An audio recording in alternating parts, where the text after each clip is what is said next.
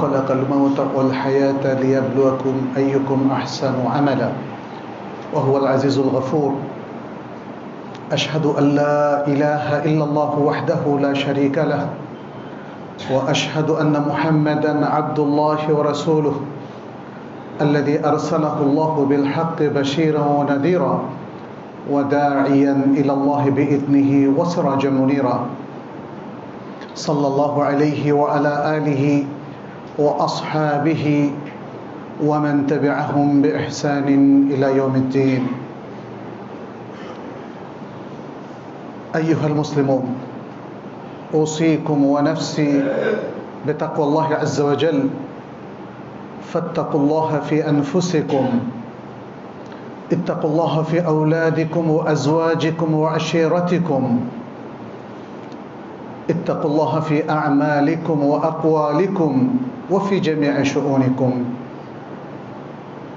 فإن التقوى وسيلة للفلاح والنجاة عند الله سبحانه وتعالى في الدنيا والآخرة. نسأل الله سبحانه وتعالى أن يجعلنا وإياكم من عباده المتقين ويتقبل منا ومنكم صالح الأعمال إنه ولي ذلك والقادر عليه. عباد الله, আল্লাহ সুবহানাহু ওয়া তাআলা এই মহাবিশ্ব সৃষ্টি করেছেন তাঁর ইবাদতের জন্য। মহাবিশ্ব মানে শুধু পৃথিবী তো নয়, এই মহাজগৎ যেটিকে আল কোরআনের ভাষায় বলা হয় আল আলামিন। আমরা সূরা ফাতিহার শুরুতে সে মহান রব্বুল আলামিনের প্রশংসা করি, যিনি সকল জগৎ এবং মাখলুকের রব। আলহামদুলিল্লাহি রব্বিল আলামিন। তারই একটা ছোট্ট অংশ হচ্ছে এই গ্লোব, ছোট্ট পৃথিবী, ছোট্ট আর্থ, যেটির আরবি শব্দ। আল কোরআনে আল্লাহ তাআলা আর্থ শব্দটা বহুবার ব্যবহার করেছেন এবং তার থেকেই সম্ভবত ডিরাইভ হয়েছে আর্থ, ইংরেজি শব্দ। এটাকে গ্লোব বলা হয়, আল আলাম, গ্লোব, এবং সেখান থেকে এসছে গ্লোবালাইজেশন। আরবিতে বলা হয় আউলামা, আলাম থেকে আউলামা, গ্লোব থেকে গ্লোবালাইজেশন।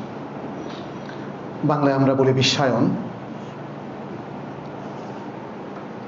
আমরা মনে হয় বিশ্বায়ন নিয়ে আগে কখনো এখানে আলোচনা করিনি, হয়তো অন্য কেউ আলোচনা করে থাকতেও পারেন, কিন্তু আলোচনাটা খুব প্রয়োজন।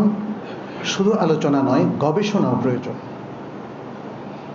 বিশ্বায়নটা আসলে কি, কিভাবে এই থিওরিটা কাজ করছে, কবে থেকে কাজ করছে, বিশ্বায়নের প্রভাবটা কি, এর ইতিবাচক কোনো দিক কি আছে,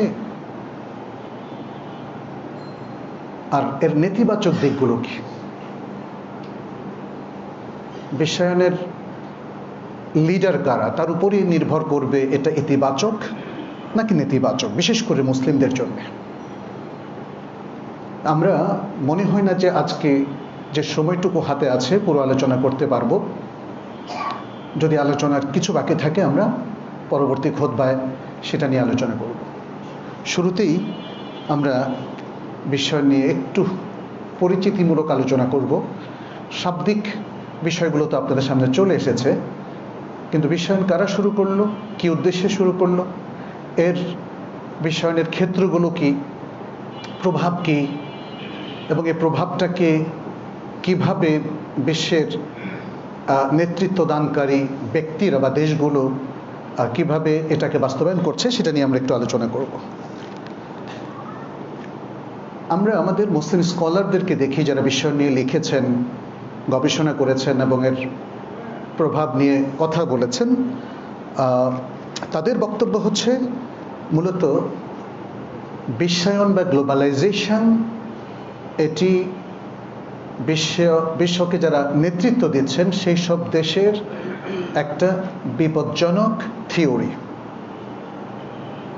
সারা বিশ্বকে একীভূত করে কিছু কার্যক্রমের মধ্য দিয়ে প্রত্যেক জাতির, প্রত্যেক ধর্মের মৌলিক যে ঈমান, আকীদা, বিশ্বাস বা তাদের পরিচয়, সেটাকে মুছে দিয়ে এই লিডাররা যেটা চান সেটিকে প্রতিষ্ঠিত করা, রিলিজিয়াস দিক থেকে, সোশ্যাল দিক থেকে, পলিটিক্যাল দিক থেকে, এমনকি ইকোনমিক বা ডেভেলপমেন্ট পার্সপেক্টিভ থেকে, কিংবা কালচারাল দিক থেকে এবং অর্থনৈতিক দিক থেকে, সব দিক থেকে। যে কোনো জাতি যদি তাদের ঈমান আকীদার সাথে এই বিষয়গুলো সঙ্গতিপূর্ণ না হয়, তাহলে সবাই এটাকে রিয়্যাক্ট করবে এবং বলবে এটা তাদের জন্যে বিপজ্জনক। আমরা যারা মুসলিম, আমরা বিশ্বায়নের এই মুভমেন্টটাকে কিভাবে দেখছি, এর প্রভাবে আমাদের মধ্যে কি চেঞ্জগুলো চলে আসছে, যে চেঞ্জগুলো অধিকাংশই কিন্তু আমরা ঠেকাতে পারছি না। একটু আলোচনা করলেই সেটা কিন্তু আমাদের সামনে চলে আসবে। অতএব আমাদের ওলামায়ে কেরাম যে এটাকে অত্যন্ত খতরনাক এবং বিপজ্জনক বলে অভিহিত করেছেন, সেটা যথার্থ। বিশ্বায়নের মূল নেতৃত্বে রয়েছে আসলে জায়নবাদী প্রতিষ্ঠানগুলো, ফ্রিম্যাসনরি থেকে আরম্ভ করে যারা এই পৃথিবীকে চালাচ্ছে যে বিশাল দৃষ্টিভঙ্গি নিয়ে, বিশ্বায়নের মূল উদ্দেশ্যও সেটা। এবং এই জন্যে অনেক নতুন কিছু এসেছে আমাদের সামনে। আমরা যেমন নিউ ওয়ার্ল্ড অর্ডার, আর নিজাম আল আলামী আল জাদিদ আরবিতে বলা হয়, এটা সম্পর্কে অনেক আগ থেকে শুনে আসছি, কিন্তু আমরা আমাদের একাডেমিক বইগুলোতে এটা নিয়ে তেমন আলোচনা দেখি নাই। যারা পলিটিক্যাল সায়েন্স নিয়ে পড়ে হয়তো তারা কিছু আলোচনা করে, কিন্তু আমাদের যেমন ইসলাম শিক্ষায়, মাদ্রাসা শিক্ষায় একদম কামিল পর্যন্ত এটা নিয়ে কোনো ধরনের পড়াশোনাও নেই, কিছু নেই। তার মানে বিশ্বে অনেক কিছু ঘটে যাচ্ছে, অথচ আমাদের গবেষকরা, আমাদের শিক্ষকরা, আমাদের ছাত্ররা, শিক্ষার্থীরা কিছু জানে না। নিউ ওয়ার্ল্ড অর্ডার, আচ্ছা, নিউ ওয়ার্ল্ড অর্ডারের যেই চেষ্টা দেখা গেছে সেটা হচ্ছে তারা পৃথিবীর বিভিন্ন জাতি, ধর্ম, গোষ্ঠী সবার পরিচয় মুছে দিয়ে সবাইকে একীভূত করার একটা প্রচেষ্টা, এবং এই লক্ষ্যে কাজ করে যাচ্ছে জাতিসংঘ। জাতিসংঘকে সেভাবেই তৈরি করা হয়েছে। জাতিসংঘের মিশনগুলোর কার্যক্রম থেকে আমরা স্পষ্ট বুঝি যে মুসলিমদের কোনো অধিকার মনে হয় থাকতে নেই, তাই না? মুসলিমদের কোনো অধিকার সেখানে সংরক্ষিত হিসাবে আমরা দেখি না, না তার পর্দার অধিকার, না তার ধর্মীয় অধিকার, না তার জাতিসত্তা বিকাশের অধিকার, না তার কালচারাল অধিকার, কোনো কিছুই না। এটা শুধু ফিলিস্তিনের ঘটনা নয়, সারা বিশ্বে আপনি দেখেন। এবং এই নিউ ওয়ার্ল্ড অর্ডারের পার্ট হিসাবে কাজ করছে সকল সংস্থাগুলো, সকল দেশগুলো, প্রচার মাধ্যমগুলো, পত্রিকাগুলো এবং এডুকেশন সিস্টেমগুলো। আপনি দেখেন মুসলিম বিশ্বের এডুকেশন সিস্টেমটা মডার্ন হওয়ার মাধ্যমে কি হচ্ছে, আসলে সে পাশ্চাত্যকরণ হচ্ছে। নিউ ওয়ার্ল্ড অর্ডারটা আসলে মূলত পাশ্চাত্যকরণ, আরবিতে বলা হয় তাগরিব।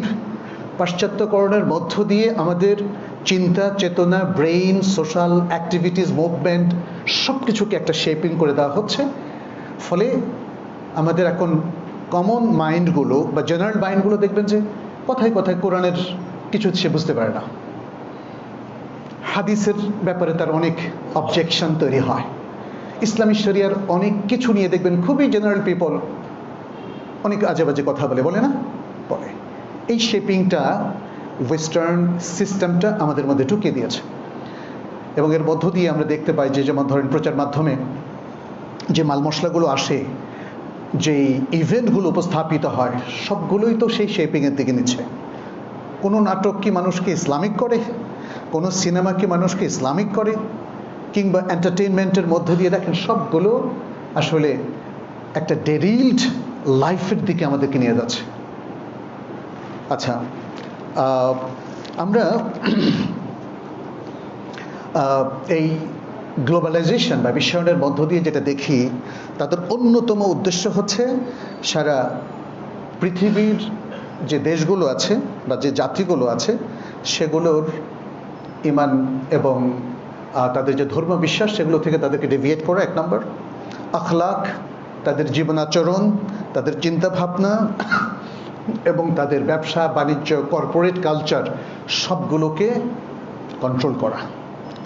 কন্ট্রোল করা এবং এগুলোর উপর সেই জিনিসটা আরোপ করা যেটা তারা চাচ্ছে।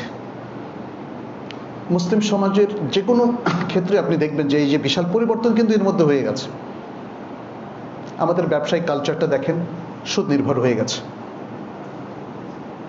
অধিকাংশ ব্যবসায়ী হালাল হারাম বাছবিচার করে না। আমাদের মুসলিম ব্যবসায়ীরা মনে করে যে ব্যবসার ক্ষেত্রে অন্তত হালাল হারাম চলে না। অনেককে বলতে শুনেছি। আমাদের ব্যবসায়ীরা, আমি কর্পোরেট কালচার নিয়ে একটু কথা বলছি এই জন্যে, তারা কিন্তু কোনো শরিয়া কনসালটেন্সি নেওয়ার কোনো প্রয়োজন বোধ কখনো করে না। অনেক ভাইয়েরা দেখলাম যে গোল্ডের বিজনেস করছেন, গোল্ডের বিজনেস, মানুষ সেখানে ইনভেস্ট করছে, অনেক টাকা লাভ। যে পদ্ধতিতে করছে পুরোটাই শরিয়া লঙ্ঘন, কিন্তু তিনি মনে করছেন যে না, আমি তো জেনুইন করছি, অতএব এটা হালাল। এই যে, আর যদি বড় বড় কর্পোরেট কালচারগুলোতে দেখেন, ওয়েস্টার্ন কালচার সেখানে চলে এসছে। রিসেপশনিস্ট হচ্ছে মহিলা, কিংবা যে কোনো পণ্যের প্রচারণায় মেয়েদেরকে ব্যবহার, তাই না? এরকম জাস্ট ছোট্ট একটা উদাহরণ দিলাম। আরও যে কত কিছু আছে সেটা তো আপনারা জানেন। পুরো কর্পোরেট কালচারের সাথে ইসলামের প্রায় প্রত্যেকটা জায়গায় সংঘর্ষ, কনফ্লিক্ট হচ্ছে। তাহলে মুসলিম মাইন্ডগুলো এগুলোকে কিভাবে অ্যাকসেপ্ট করছে? আমাদের প্রশাসনিক সিস্টেমগুলো দেখেন, আমাদের বিচারালয়ের সিস্টেমগুলো দেখেন, এখন আর কেউ কারোর মধ্যে কোনো রিয়াকশনও নাই। মনে হয় যে বর্তমান যে সিস্টেমটা, ইটস ওকে, তাই না? এরকম একটা জিনিস হয়ে গেছে। মানে স্বাভাবিক যে রিয়াকশন, সেটাও নয়। এগুলো কিন্তু গ্লোবালাইজেশনের ফলাফল। নাটক, সিনেমা সব কিছুতে ভরপুর হয়ে গেছে দেশে। কৃষ্টি, কালচার, আর জেনারেল শিক্ষিত মানুষ দেখা যাচ্ছে যে এখন সমকামিতাকে পর্যন্ত সমর্থন করছেন। এটাও গ্লোবালাইজেশনের একটা ফলাফল। কিন্তু LGBT কিউ বিশ্বের প্রায় সব দেশ মেনে নিয়েছে। This is for globalisation. এবং আস্তে আস্তে আস্তে আস্তে আস্তে আস্তে করে সব কিছুকে গা সওয়া, মন সওয়া, কালচার সওয়া করে মুসলিম সমাজের মধ্যে ভিন্ন একটা ভিনদেশি পাশ্চাত্য কালচারটাকে প্রতিষ্ঠিত করা, আর মানুষগুলো সেটাকে মেনে নেওয়া। ধর্মকে ছোট করতে করতে করতে আমরা কয়েকটা জিনিসের মধ্যে সীমাবদ্ধ করে ফেলেছি। টুপি, দাড়ি, আর মেয়েদের ক্ষেত্রে হিজাব, ব্যাস। এটা মেনটেন করতে পারলেই ধর্ম ঠিক আছে, আর 5 ওয়াক্ত নামাজ যদি পড়া যায়। কিন্তু সুবহানাল্লাহ, ইসলামটা কি এই অল্প কয়েকটা জিনিসই প্রতিষ্ঠিত করেছে? ইসলামের মূল ইনার সেন্সটা কি, শরিয়াতটা কি? আমরা গ্লোবালাইজেশনের প্রভাবে দেখতে পাচ্ছি প্রায় সবগুলো মুসলিম দেশে এই বিশাল পরিবর্তন হয়ে গেছে। আমরা অনেক সময় ব্যক্তিকে দোষারোপ করি যে এই নেতার কারণে, অমুক লোকের কারণে, অমুক প্রশাসনের কারণে এটা হয়েছে। বাট এটার পেছনে যে বিশাল একটা থিওরি কাজ করছে, থিওরি অফ গ্লোবালাইজেশন, সেটা নিয়ে কিন্তু কারো চিন্তা নেই। আপনি গ্লোবালাইজেশন ঠেকাতে না পারলে আপনার এলাকার কাউকে আপনি ঠেকে রাখতে পারবেন না।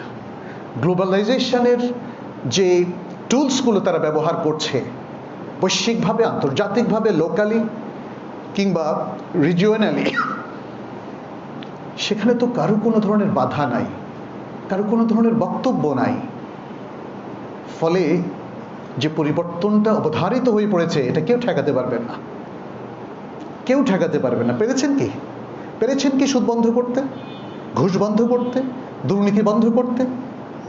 এবং যে করাপশনটা তৈরি হয়েছে বিভিন্ন ক্ষেত্রে, কোনো একটা ক্ষেত্রে না, শিক্ষা, সংস্কৃতি, সামাজিকতায়, প্রশাসনে কিংবা ব্যবসা বাণিজ্যে, কোনোটাই তো ঠেকানো তো গেল না।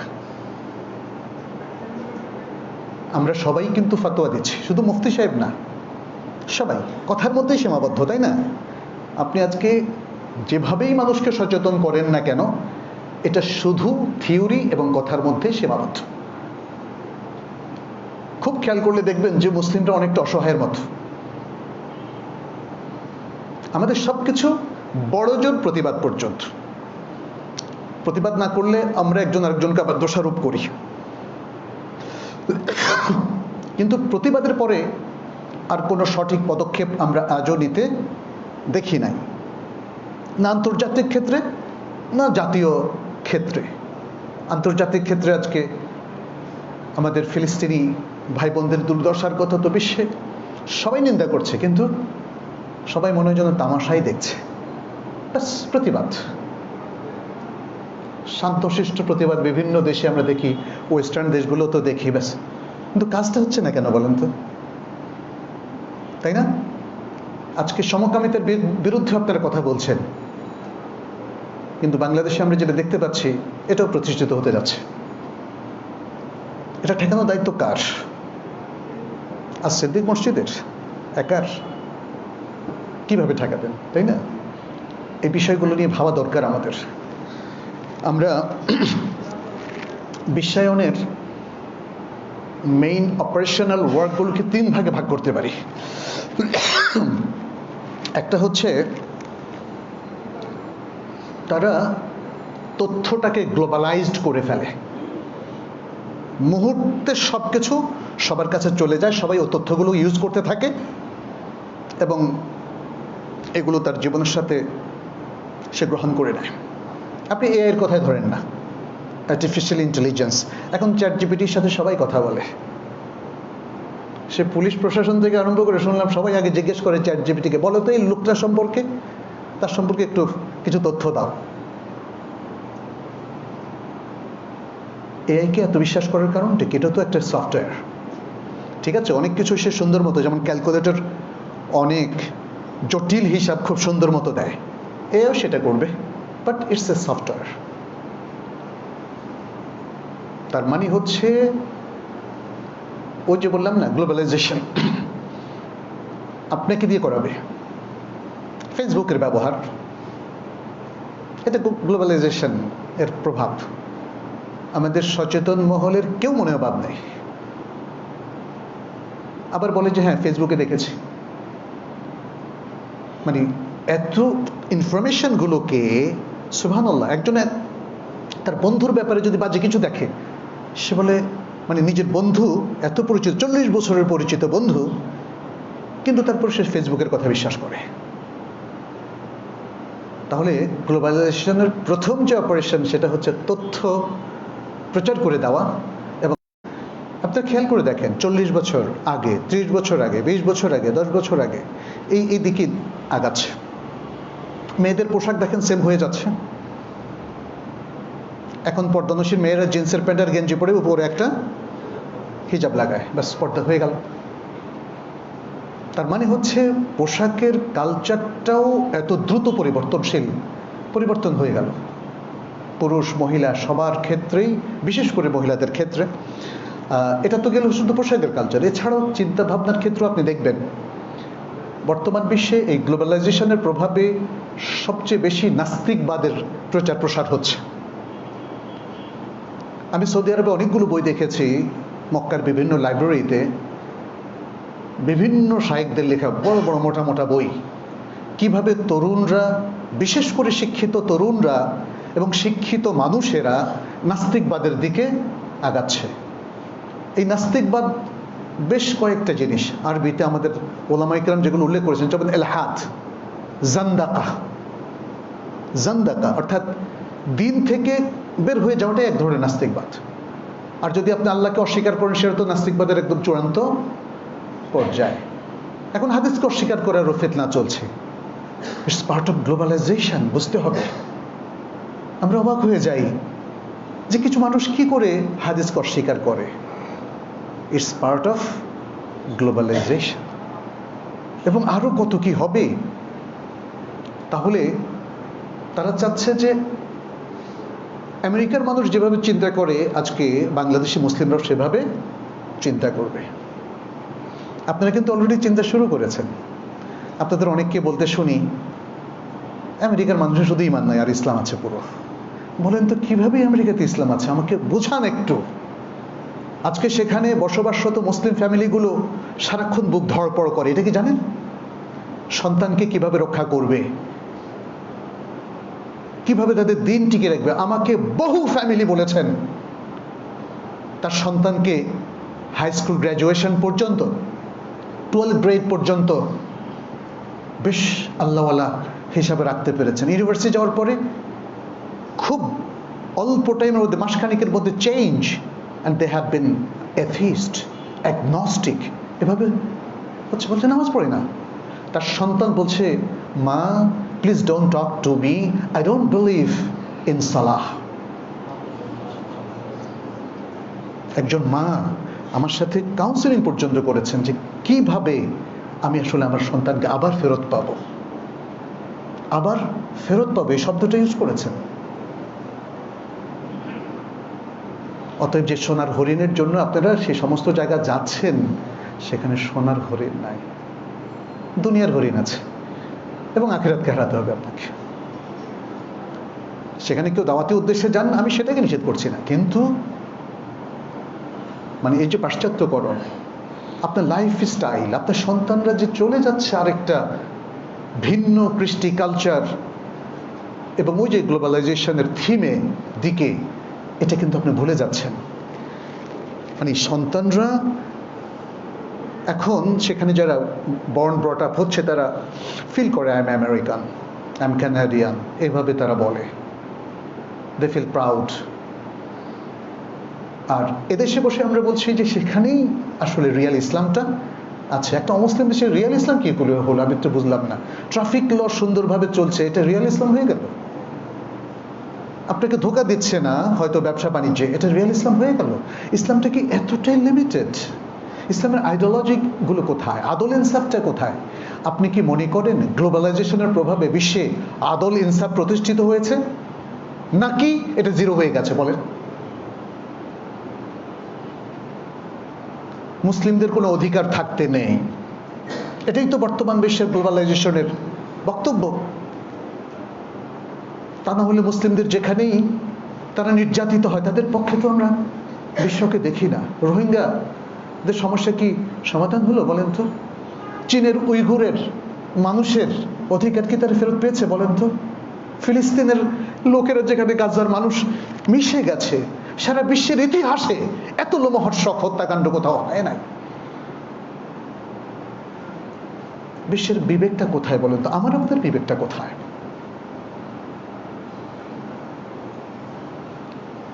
বিশ্বায়ন, আমরা ভুলে যাচ্ছি কথাটা। আমরা খুবই ছোটখাটো কিছু প্রভাব নিয়ে কথা বলছি। হামাসের কি অবস্থান, অমুককে কে ইহুদিদের এজেন্ট, মুসলমানদের কে ক্ষতি করছে মুসলিম হয়ে, এগুলো নিয়ে কথা বলছি। প্রিয় ভাইয়েরা, বিশ্বায়ন, এই প্রভাবগুলো হচ্ছে বিশ্বায়ন। আজকে আমি প্রশ্ন করি, আমি তো ঢাকা শহরে আছি আজকে, তাই না? ঢাকা ক্লাবের কালচারটা কি আমাকে একটু বলেন? গুলশান ক্লাবের কালচারটা কি আমাকে একটু বলেন? উত্তরা ক্লাবের কালচারটা কি আমাকে একটু বলেন? আমি শুধু প্রশ্নটা ছুড়ে দিলাম আপনাদেরকে। সেখানে যারা যায় তারা কি মুসলিম না? কি হয় সেখানে বলেন? আরো অনেক ক্লাব যেগুলো আমি চিনি না, জানি না, কি কালচার সেখানে? এই কালচারটা কিভাবে নাজিল হলো বাংলাদেশে? গ্লোবালাইজেশনের এত ভয়াবহ প্রভাব যে ইসলামিক দলগুলো পর্যন্ত এখন ভাস্কর্য বানানো শুরু করেছে, জানেন?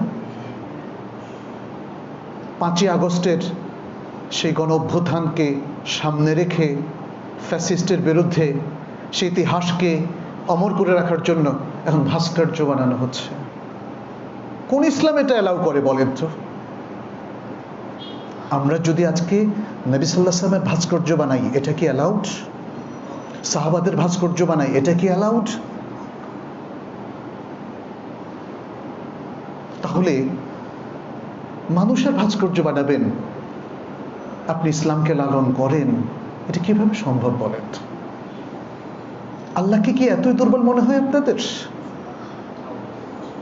যে আল্লাহ অত্যাচারীকে সরান, সে আল্লাহকে আদল ইনসাফকে প্রতিষ্ঠিত করতে পারেন না এই ভাস্কর্য ছাড়া? এটাও গ্লোবালাইজেশন। আমি মনে করি রাজনীতি যারা করেন তারা মনে করেন কিছু হারাম করতেই হয়, পুরো শরিয়া দিয়ে চলে না। অথচ মুসলিমের সবচেয়ে সিরিয়াস কনসার্ন হচ্ছে তার দ্বীন, প্রোটেকশন অফ শরিয়া অ্যান্ড রিলিজিয়ন। আমার জীবনের প্রত্যেকটা রক্তবিন্দু প্রাণের বিনিময়ে আমার শরিয়াকে আমার প্রোটেকশন দিতে হবে, প্রোটেক্ট করতে হবে, এবং সেটাকে ইনটেক ফলো করতে হবে। এটা হচ্ছে আল্লাহর নির্দেশ। এই জীবনের কোনো মূল্য নেই প্রিয় ভাইরা, বিশ্বাস করুন কোনো মূল্য নেই। একটু পরেই আপনি হার্ট অ্যাটাক করে মারা যেতে পারেন। তখন আল্লাহর সাথে আপনার রিলেশনটা কি হবে জানেন? দুনিয়া যা করেছেন, যা ছিল বিশ্বাস, সেটার উপর ভিত্তি করে আপনার বিচার হবে। আপনার ইমানটা কি ইনটেক ছিল কি না? কোনো কারণে যদি ইমান হারা হয়ে কেউ মারা যায়, খালিদুন মুখাল্লাদুন ফিন্নার। আল্লাহর কথা, আল্লাহর ফাতাও। আমার কাছে মনে হয় আমরা শুধু ইভেন্টগুলোর সামনের অ্যাপিয়ারেন্সটা দেখি, পেছনে আসলে কিভাবে আটলো রুট কজটা আমরা দেখি না। আমাদের যথেষ্ট মাঠ জরিপ নাই, গবেষণা নাই, ডায়াগনোসিস করি না। জীবন বাঁচানোর জন্য আমরা ডায়াগনোসিস করি। ডাক্তারে যদি বলে 3টা ডায়াগনোসিস করতে, আমি বললাম 5টা দেন, কারণ আমি আরও শিওর হতে চাই আমার শরীরটা যেন ভালো থাকে। কিন্তু আপনার একার শরীরটা ভালো থাকলে তো হবে না, এই সমাজের শরীরটা ভালো হতে হবে, মুসলিম উম্মার শরীরটা ভালো হতে হবে, মুসলিম উম্মার আকীদা, বিশ্বাস এবং তাদের শরিয়া পরিপালনটা নিশ্চিত হতে হবে। ওই জায়গাটাই গ্লোবালাইজেশন হার্ট করেছে, হিট করেছে। শরিয়ার শরীর এখন আর ভালো নাই। আমরা ভালো হলে, আমি কোরআন হাদিসের কথা বলছি না, আমাদের পরিপালনের মধ্যে দিয়ে সমাজে যে শরিয়ার বাস্তবায়ন হয় সে শরিয়ার কথা বলছি। সেটা এখন রুগ্ন হয়ে গেছে, কারণ মুসলিমরা সুদ খায়, ঘুষ খায়, করাপশন করে, অন্যায় করে, এবং তারা পাশ্চাত্যকরণের সে ষড়যন্ত্রের ফাঁদে তারা পা দিয়েছে। তারা উন্নয়ন মনে করে পাশ্চাত্যের অনুসরণ, তাদের আশীর্বাদ পাওয়াটাকেই তারা জীবনের সাফল্য মনে করে। অথচ আল্লাহর পথ থেকে বিচ্যুত হওয়াটাই হচ্ছে জীবনের সবচেয়ে বড় ব্যর্থতা। দুনিয়ার কোনো সাফল্যই এই ব্যর্থতা গোছাতে পারবে না। একমাত্র আল্লাহ যদি আমাদেরকে ক্ষমা করেন, আল্লাহর পথে চলে যদি আমরা আমাদের সুন্দর জীবন, পরিবার, সমাজ এবং রাষ্ট্র ব্যবস্থা গড়ে তুলতে পারি, তাহলেই আসলে আমাদের সাফল্য নিশ্চিত হবে। অন্যথায় এর ওর বিভিন্ন আইডিওলজি ফলো করে মুসলিমদের কোনো দিন উন্নয়ন হবে না। সেটা কি আমরা দেখিনি? এটা কি শুধু আজকের এই দশকের ব্যাপার? গত 1400 বছর ধরে দেখেন, মুসলিমদের অধঃপতন তখনই হয়েছে যখন ইসলাম থেকে তারা সরে গিয়েছে, ভিন্ন কালচার, আকীদা, বিশ্বাসকে তারা গ্রহণ করেছে। কামাল আতাতুর্কের ইতিহাসও তো আপনারা জানেন, তাই না? তুর্কি সালতানাত সে ধ্বংস করেছে, এবং সে পুরো তুরস্ককে নাস্তিকতায় ভরপুর করে দিয়েছিল। এতে কি আসলে টার্কির কোনো উন্নয়ন হয়েছে? আজকে সে জাতি উপলব্ধি করেছে যে না, কোনো উন্নয়ন হয়নি। সত্যের পথ থেকে বিচ্যুত হয়ে ইসলাম থেকে দূরে সরে গিয়ে আসলে তারা তাদের পতনকেই অবধারিত করেছিল। এবং আজকে দুঃখজনকভাবে আমরা দেখতে পাচ্ছি বিভিন্ন মুসলিম জনপদে ওই একই জিনিসের পুনরাবৃত্তি হচ্ছে। কারণ বিশ্বায়নের মোড়লরা কাজ করছে এটা নিয়ে। এমন সব পলিসি পৃথিবীর প্রত্যেকটা মুসলিম দেশে প্রয়োগ করা হচ্ছে, যেই পলিসি ওই বিশ্বায়নের দিকে আমাদেরকে ঠেলে দিবে। আমাদের কৃষ্টি, কালচার, আমাদের অর্থনৈতিক সব কিছু তারা কন্ট্রোল করবে। এখন দেখেন না, ইতিমধ্যে যে শুল্ক নীতি আমেরিকা ঘোষণা করেছে, এটাও কিন্তু বিশ্বায়ন, মনে রাখবেন। It is part of globalisation. ফলে সবাই ছুটে যায় ওই একটা জায়গাতে, ভেঙে পড়ে 50% শুল্ক, 20%, 35%, তাই না? এটা একটা দেশের উপরে এখন আঘাতে পরিণত হয়েছে কিনা কেউ ঠেকাতে পারছে না, কেউ ঠেকাতে পারছে।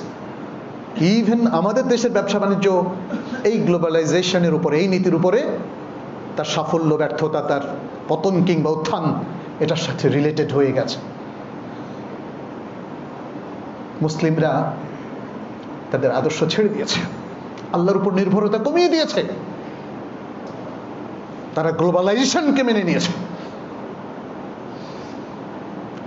ফলে সেই লিডাররা, আমাদের যাদেরকে লিডার হিসেবে দেখতে চান তারাই লিডার হয়, যাদেরকে ফেলে দিতে চান তারা পড়ে যায়। এটা তো গেল বড় ব্যাপার, ছোট ব্যাপারগুলো তো দেখেন না। আপনি সোশ্যাল নেটওয়ার্কের একজন দাসে পরিণত হয়েছেন।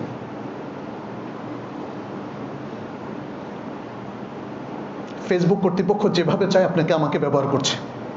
আপনি রিয়াকশন দেন, হা হা দেন, কত কিছু দেন, তাহলে তাদের পলিসি আপনার উপরে কিন্তু কার্যকর হচ্ছে। তারা যেভাবে খেলতে চাচ্ছে আপনি সেভাবে খেলছেন। তারা যেভাবে আপনাকে মুভ করতে চাচ্ছে আপনি সেভাবে মুভ করছেন। একটার পর একটা নতুন নতুন জিনিস আছে। এগুলো গ্লোবালাইজেশনের প্রভাব। গ্লোবালাইজেশনের মধ্য দিয়ে যেটা হয়, পৃথিবীর যে কিয়াম মূল্যবোধ পাল্টে গেছে, নতুন মূল্যবোধ এখানে চলে এসেছে।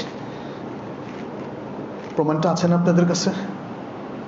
পৃথিবীর অধিকাংশ উন্নত দেশে এখন ছেলে ছেলে মেয়ে মেয়ে বিয়ে করতে পারে। সমকামিতা বৈধতায় রূপান্তরিত হয়েছে কিনা বলেন? সেক্সুয়াল মাইনরিটিসদের অধিকার তারা প্রতিষ্ঠিত করেছে।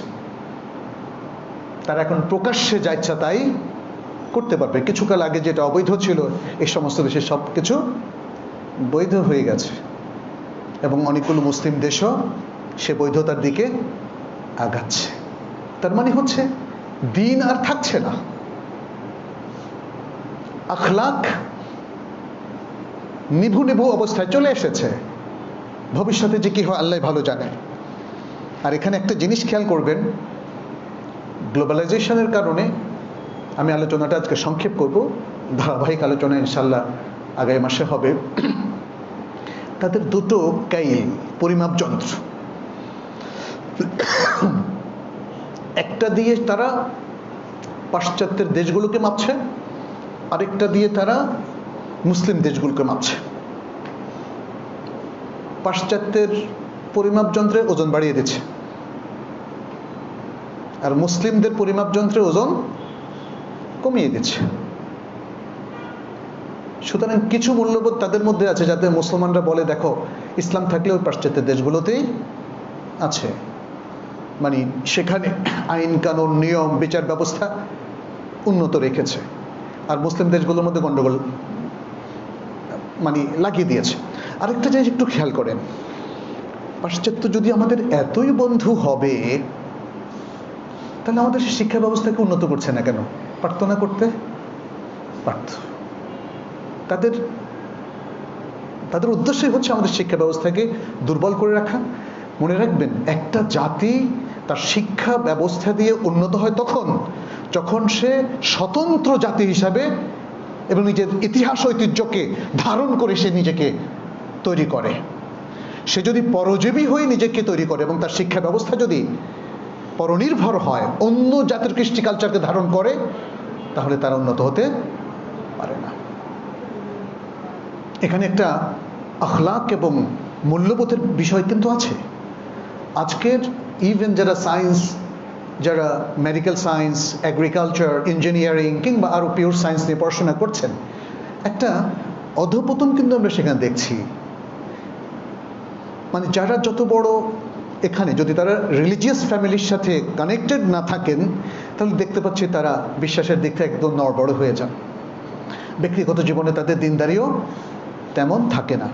পাশ্চাত্যে যারা শিক্ষক, যারা এই ধরনের সায়েন্টিস্ট, অধিকাংশের ক্ষেত্রে আপনি দেখবেন তারা এথিস্ট, নাস্তিক, এবং তার প্রভাবটা বাংলাদেশ সহ বিশ্বের অনেক মুসলিম দেশেও পড়ছে।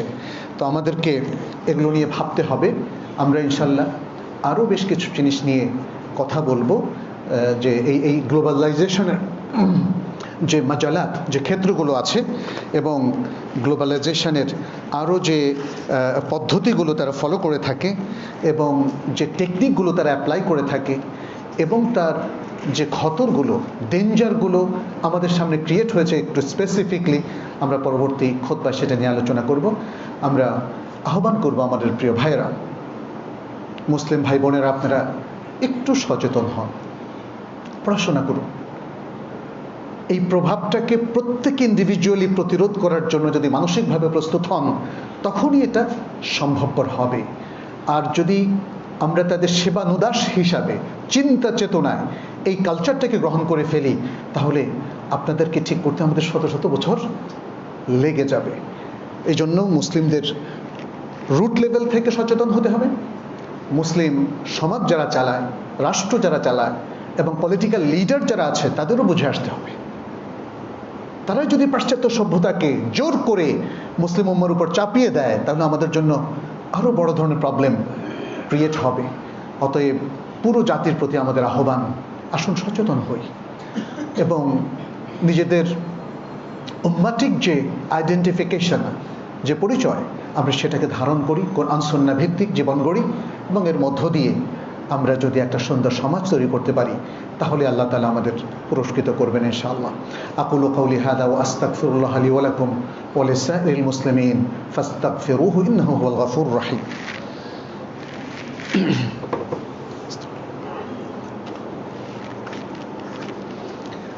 আলহামদুলিল্লাহি আলা ফাদলিহি ওয়া ইমতিনানিহি ওয়া শুকরু লাহু আলা তৌফিকিহি ওয়া ইহসানিহি والصلاة والسلام على نبينا محمد وعلى آله وأصحابه الطيبين الطاهرين ومن تبعهم بإحسان إلى يوم الدين. عباد الله اتقوا الله واتبعوا سنة نبيكم في كل أمر من أموركم وفي كل عمل من أعمالكم وفي كل شأن من شؤونكم. أسأل الله سبحانه أن يوفقنا وإياكم লিমা ইউহিব্বু ওয়া ইয়ারদাহ। আইয়ুহাল মুসলিমুন, আল্লাহ সুবহানাহু ওয়া তাআলা আমাদেরকে যে মহান উদ্দেশ্যে সৃষ্টি করেছেন সেই লক্ষ্য থেকেও চ্যুত হওয়া যাবে না আমাদের, এবং সেটি হচ্ছে ইবাদত।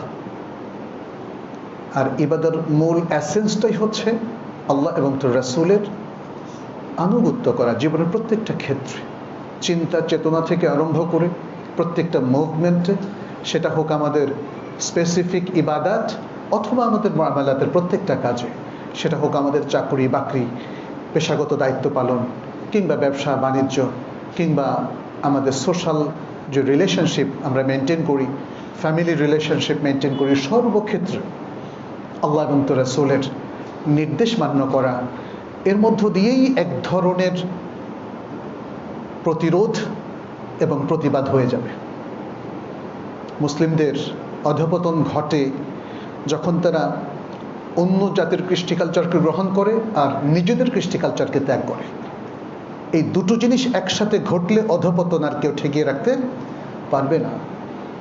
অধঃপতন ঠেকানোর জন্য প্রথম কাজটা হচ্ছে নিজের আসলের দিকে ফিরে আসা, নিজের বিশ্বাস এবং ইমানের দিকে ফিরে আসা, ইসলামের প্র্যাকটিসের দিকে ফিরে আসা, এবং নিজে এবং নিজের পরিবার পরিজনকে নিয়ে, প্রতিবেশীদেরকে নিয়ে, সমাজকে নিয়ে, রাষ্ট্রকে নিয়ে সেভাবে আগানো। তো আমি আপনাদেরকে আহ্বান জানাচ্ছি, আসুন আমরা এই গ্লোবালাইজেশনের যুগে, বিশ্বায়নের এই যুগে অত্যন্ত প্রভাবশালী এই থিওরির থেকে নিজেদেরকে, বা থিওরির প্রভাব থেকে নিজেদেরকে বাঁচানোর জন্য কোরআন সুন্নাহকে আঁকড়ে ধরি। কারণ রাসূল সাল্লাল্লাহু আলাইহি ওয়াসাল্লাম এখানে আমাদেরকে নিশ্চিত করেছেন, কোরআন সুন্নাহকে যতদিন আমরা আঁকড়ে ধরবো ততদিন আমরা পথ হারাবো না। তারাকতু ফীকুম আমরাইন লান তাদুল্লু মা তামাসসাকতুম বিহিমা কিতাবাল্লাহি ওয়াস সুন্নাতি। আল্লাহ আমাদেরকে তৌফিক দান করুন যেন আমরা সত্যের উপর টিকে থাকতে পারি, যেন আমরা কোরআন সুন্নাহকে আঁকড়ে ধরে থাকতে পারি, যেন ভুল বিভ্রান্তির বিষ বাষ্প থেকে নিজেদেরকে আমরা, নিজেদের সমাজকে, রাষ্ট্রকে আমরা প্রোটেক্ট করতে পারি, হেফাজত করতে পারি। আল্লাহ আমাদের মধ্যে যারা অসুস্থ আছেন তাদেরকে সুস্থ করে দিন, যারা বিপদগ্রস্ত আছেন তাদের বিপদ থেকে উদ্ধার করুন, অভাবগ্রস্ত আছেন তাদের অভাব মিটিয়ে দিন, যারা মারা গিয়েছেন আল্লাহ তাদেরকে ক্ষমা করে দিন, কবর আযাব মাফ করে দিন, জাহান্নাম থেকে তাদেরকে মুক্তি দিন, জান্নাতুল ফেরদাউস তাদের নসিব করুন। পৃথিবীর যেখানে, আমাদের দেশে হোক অথবা দেশের বাইরে, বিশ্বের যেখানেই নির্যাতিত মুসলিম ভাই বোনেরা আছেন আল্লাহ যেন তাদের সহায় হন, তাদেরকে জুলুম থেকে উদ্ধার করেন। সকল নির্যাতিত মানবতার পক্ষে আমরা আমাদের সমর্থন ব্যক্ত করছি এবং আল্লাহর কাছে দোয়া করছি আল্লাহ যেন তার গায়েবী সাহায্য দিয়ে সকল মানুষকে উদ্ধার করেন, নির্যাতিত মানুষকে নির্যাতনের কবল থেকে উদ্ধার করেন, সকলকে পরিত্রাণ দেন। হাদা ওয়াসাল্লু ওয়াসাল্লিমু আলা নবিয়িনা মুহাম্মদ। ফাকাদ ক্বালা আল্লাহ সুবহানাহু ইন্না আল্লাহা ওয়া মালাইকাতাহু ইউসাল্লুনা আলান নবী ইয়া আইয়ুহাল্লাযীনা আমানু সাল্লু আলাইহি ওয়া সাল্লিমু তাসলিমা وقال النبي صلى الله عليه وسلم من صلى علي مرة صلى الله عليه بها 10 اللهم صل وسلم وبارك وأنعم على نبينا محمد وارض اللهم عن الخلفاء الراشدين وعن الصحابة أجمعين وعنا معهم بعفوك وكرمك يا أكرم الأكرمين اللهم أعز الإسلام والمسلمين اللهم أعز الإسلام والمسلمين اللهم انصر الإسلام والمسلمين اللهم عليك بأعدائك أعداء الدين أعداء الإسلام والمسلمين يا رب العالمين اللهم فرج هم المهمومين من المسلمين اللهم انصر الإسلام والمسلمين في كل مكان يا رب العالمين اللهم اشفنا واشف مرضانا ومرضى المسلمين يا رب العالمين تقبل منا إنك